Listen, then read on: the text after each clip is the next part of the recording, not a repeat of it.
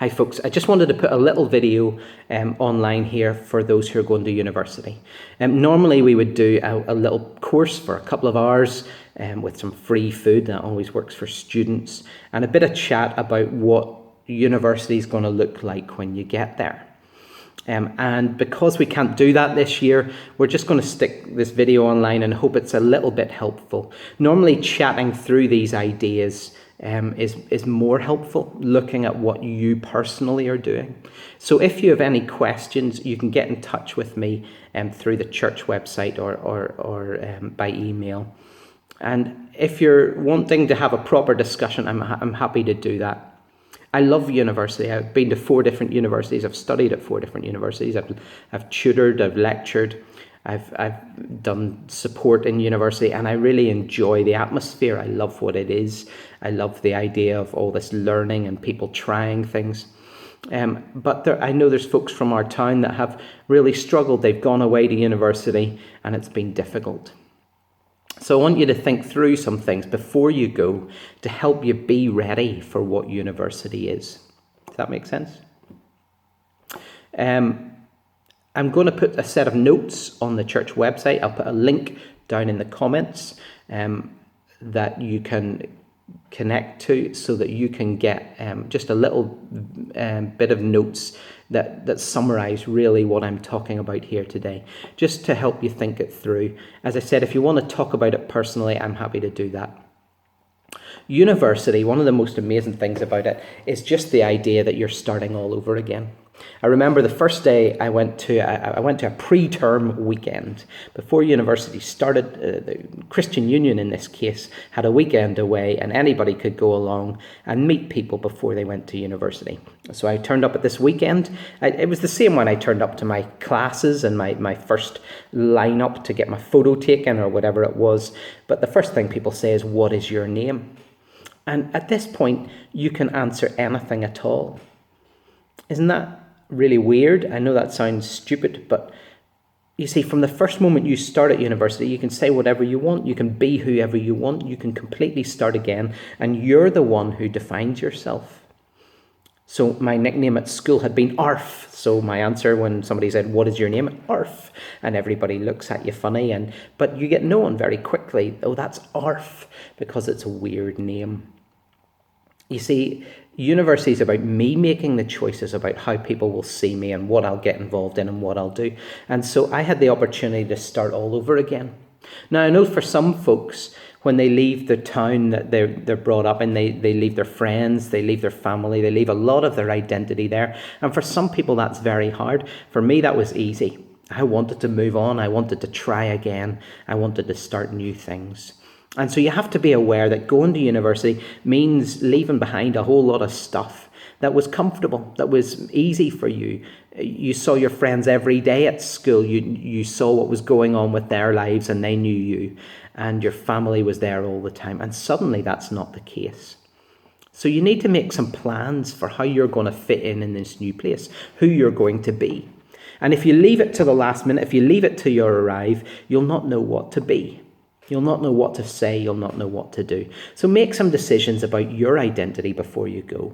Look ahead and think, this is who I'm going to be. This is what I'm going to do. This is what I'm going to say. This is how I'm going to connect. So I'm going to give you a few pointers about some things that you can control.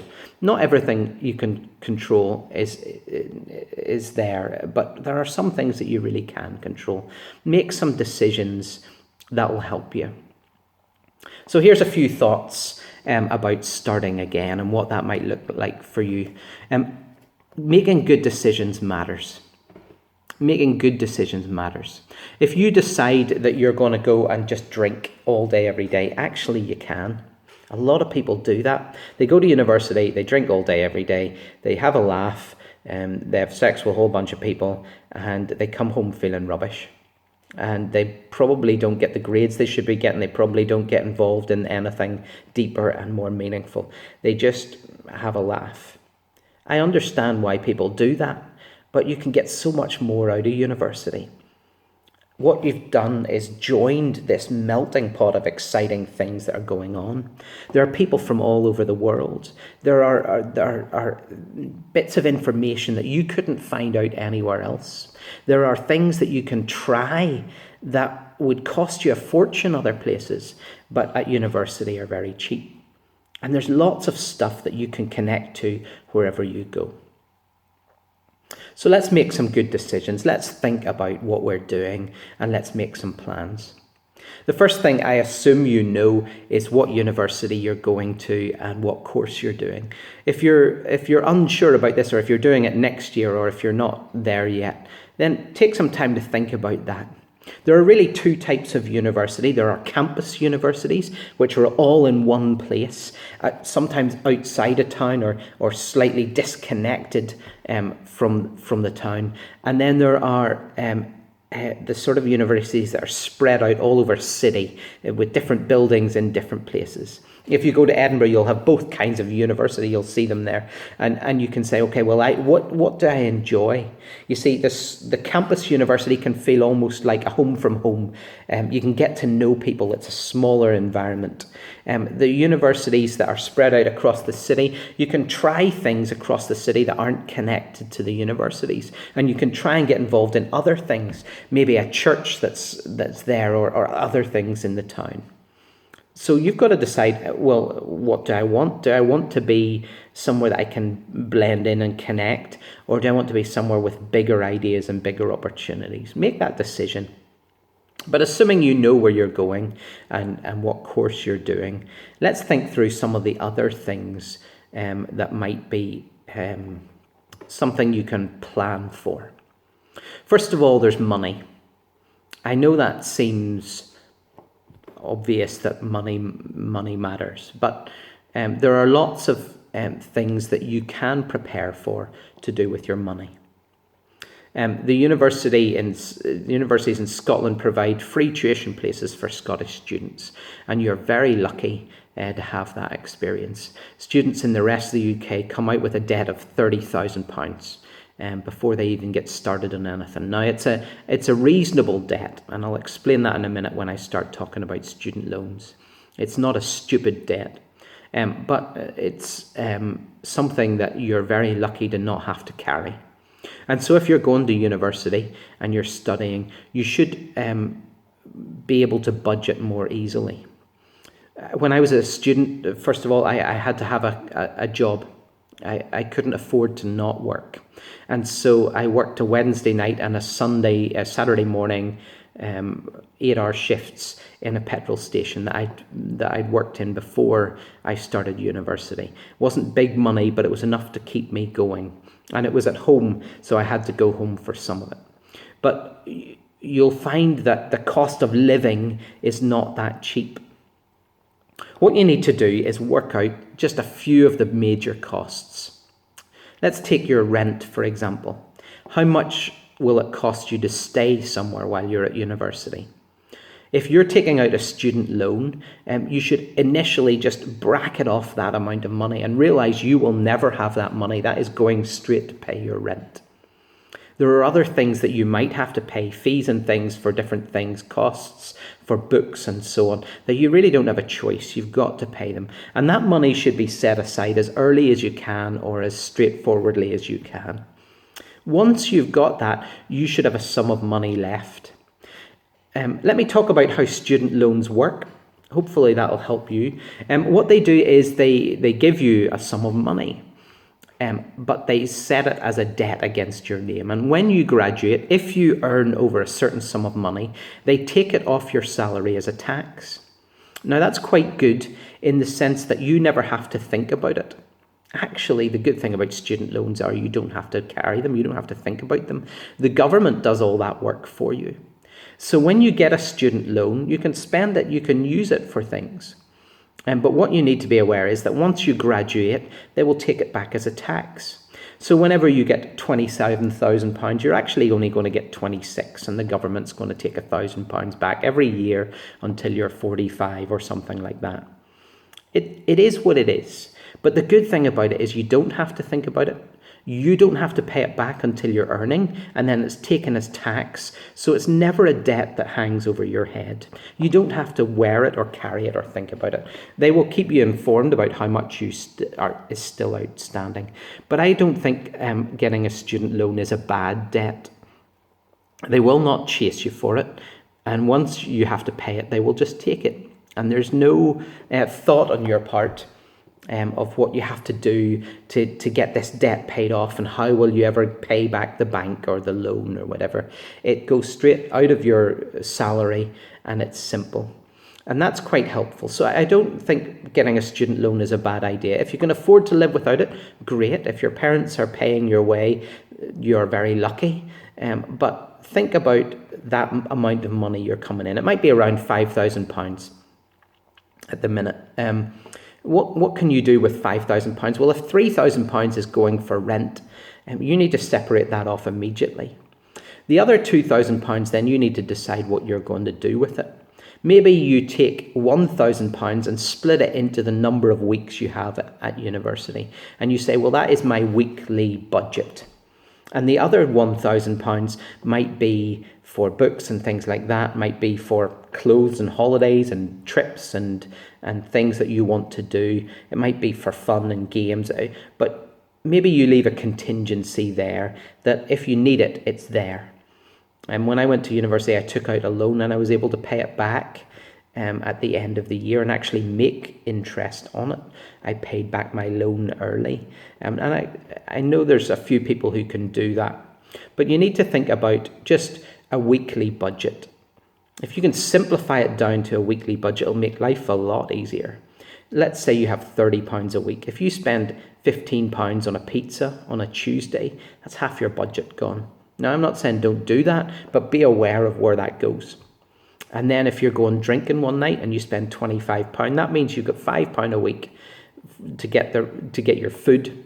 And that's not a great amount. You'll be living on beans and toast and whatever free dinners you can scrounge off whatever club or society you get involved in.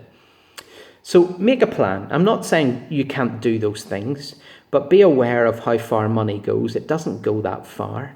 And once you've paid your accommodation and your heating and electric bills and so on, it really doesn't go very far at all. So be aware of that. Be aware of that and make a plan and budget and sort of set yourself a weekly rough sum. And what I would do is leave quite a significant portion as a contingency. Let's say your weekly rough sum is half of your asset, half of what you've got left after you've paid your bills. Then you budget half of that and you can leave the other half as a contingency. Leaves you a little bit more free than most people will be. But be aware that students have more income that's available than you'll have when you have a job. Once you get a job, you have all these expenses to pay and loads and things. And actually, you're as well off now as you'll ever be. So use that money for things. Make things happen. Think about what you're going to do with your money. So know how much you're getting, whether that's from your parents or a student loan or wherever it's coming from. Fill in all the forms that you need to make sure you get it. Know what you have to spend, your key expenses that need to be paid, and then budget with the rest. And I'm not saying budget as in be tight. I'm saying budget as in set a rough idea of what you want to spend every week and try and stick near it. So if you spend a lot on drink, you spend less on food. If you spend a lot on food, you don't go buying clothes and things like that. And you try and budget just a little bit. Because you understand that money is not endless. As you start again, that's one of the things you have to think about. Here's a weird one to think about as well. University, most university programs are 2 12-week courses. Sometimes there are exams in those 12 weeks, and sometimes there are exams between the 12 weeks or after each 12 weeks programs. But that means you're at university 24 weeks. Now, I hope you realise that's less than half a year. You spend half your time at university, but you spend your half your time on holidays. And I would suggest that one of the key things to prepare for is actually your holidays. What are you going to do with the time when you're not at university? Are you going to get a job for the summer? Remember, your summer goes from May to September. That's 4 months of 4.5 months in a lot of cases of not having anything to do. And I would say don't waste that time. I went to university for 4 years. 1 year I took 6 weeks, went to America. I'd saved up, spent all my money, went to America, spent thousands, but had a great time. Met a lot of people, did a lot of things. Other times I've just spent the summers earning money. I worked in that petrol station for 6 years, weirdly, but I earned money so that when I went back to university, I had a bit of freedom and I could do things and pay my rent without worrying about loans and things like that. So I would suggest have a plan for your holidays. There's things like Camp America, there's student exchanges, there are all sorts of things you can try. There's a lot of people do the whole Euro-rail or Euro travel or whatever, interrailing around Europe or somewhere else.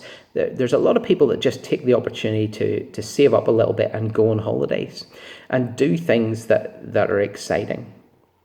So I would suggest you're going to be at home for 26 weeks. Out of a year, that's half a year. Make a plan for that. Make a plan for your winter holiday over Christmas. Do you work in somewhere like Amazon for the Christmas rush and make a little bit of money?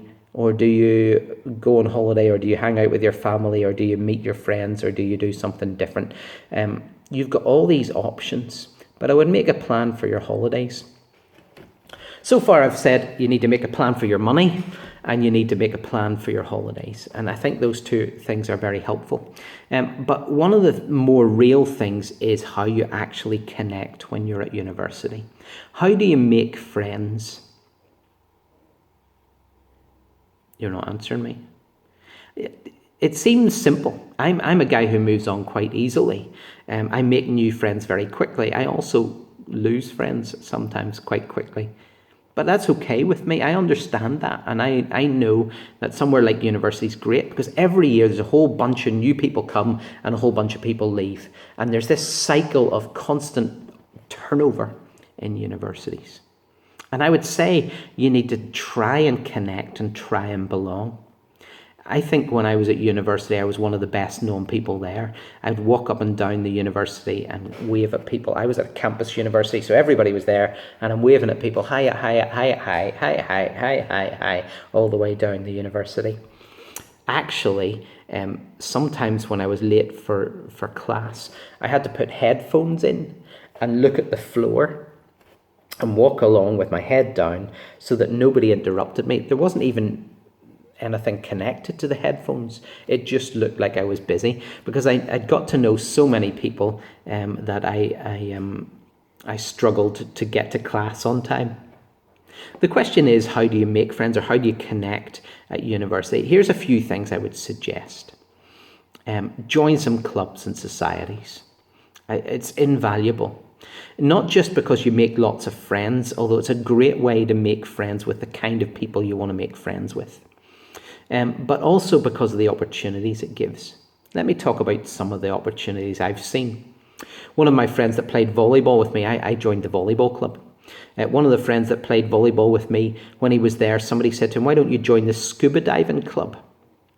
He was doing a PhD. He was becoming a doctor in biology, and he got the opportunity to join the scuba diving club and the diving club. And he took all these courses with the diving club. These courses would cost you thousands of pounds. But when you're a student, they do them for maybe 100 or 150 or 50 pounds.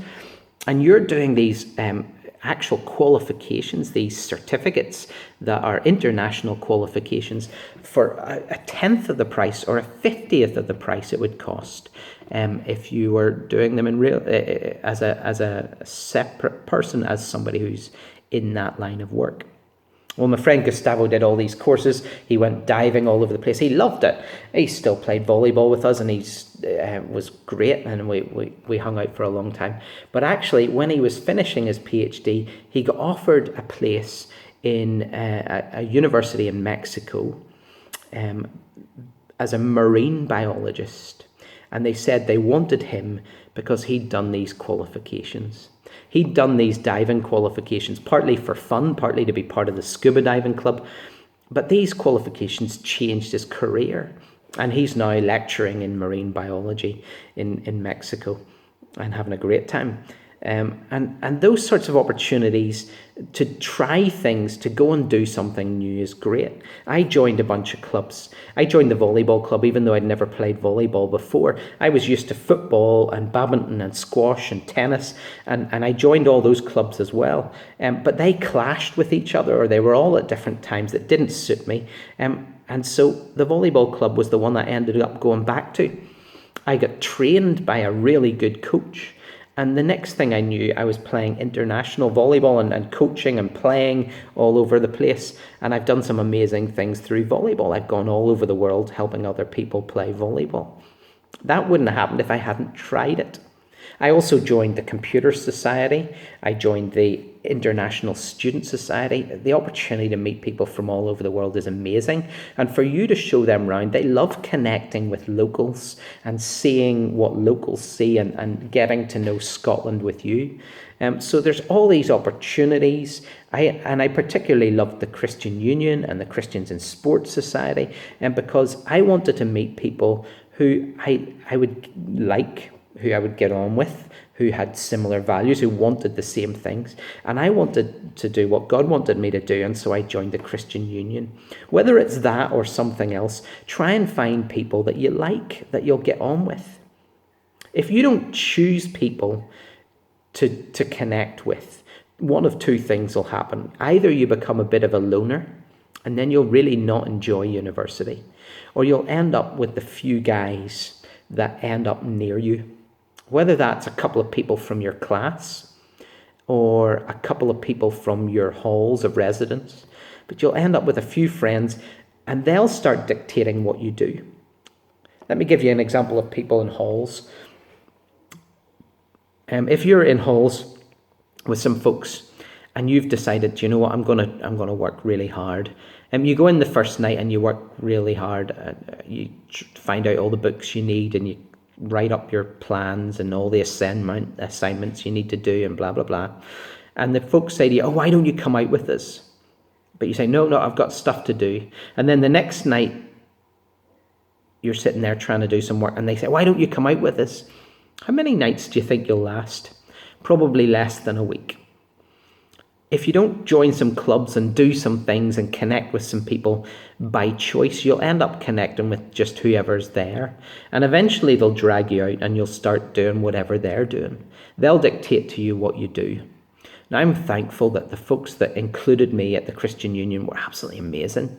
They gave me so many brilliant opportunities to try things, to go further, to do different stuff. And it was brilliant for me. The same was true of the volleyball club. The same was true of the International Student Society. I was a first year, and yet they were getting me to help lead tours of different places like the Giant's Causeway. I was telling people all the stories about the Giant's Causeway, knowing full well they're rubbish, but loving the opportunity to meet people. So I would suggest you think about how you're going to connect.